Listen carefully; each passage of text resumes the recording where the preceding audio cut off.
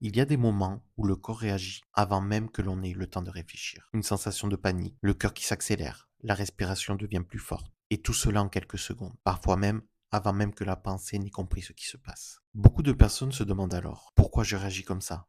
Pourquoi je me sens déjà en alerte alors qu'il ne s'est presque rien passé. Pour comprendre cela, il faut parler du système nerveux. Notre cerveau possède une zone très ancienne qui joue un rôle essentiel dans les émotions. Cette zone s'appelle l'amygdale.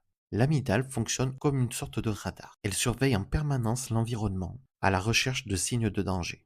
Son rôle est simple, détecter rapidement ce qui pourrait représenter une menace. Et quand elle pense avoir repéré un danger, elle déclenche immédiatement une réaction dans le corps. Le cœur accélère, la respiration change, les muscles se tendent. Tout cela se produit très rapidement, beaucoup plus rapidement que la pensée consciente, parce que le cerveau préfère réagir vite plutôt que de réfléchir longtemps.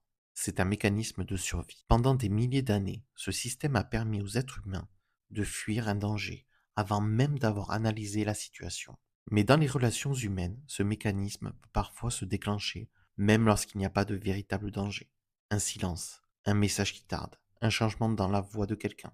Et l'amygdale peut interpréter cela comme un signal d'alerte. Chez les personnes borderline, ce système peut être particulièrement sensible. Le cerveau apprend avec le temps à répéter certains signes qui ressemblent à des expériences douloureuses du passé.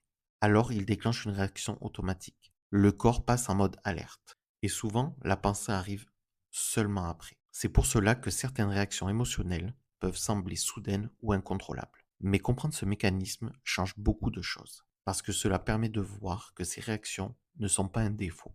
Elles sont le résultat d'un système nerveux qui essaie simplement de protéger. Le problème, c'est que ce système ne distingue pas toujours le passé du présent. Il peut réagir aujourd'hui comme s'il revivait une ancienne blessure. Et lorsque l'on comprend cela, il devient plus facile de poser un regard plus doux sur ses réactions. Ce n'est pas que tu es trop sensible, c'est que ton cerveau essaie simplement d'éviter une douleur qu'il connaît déjà. Dans les prochains épisodes, nous allons continuer à explorer ce lien entre émotions, relations et système nerveux. Parce que comprendre comment fonctionne le corps est souvent la première étape pour retrouver un peu plus de calme intérieur. Merci d'être là.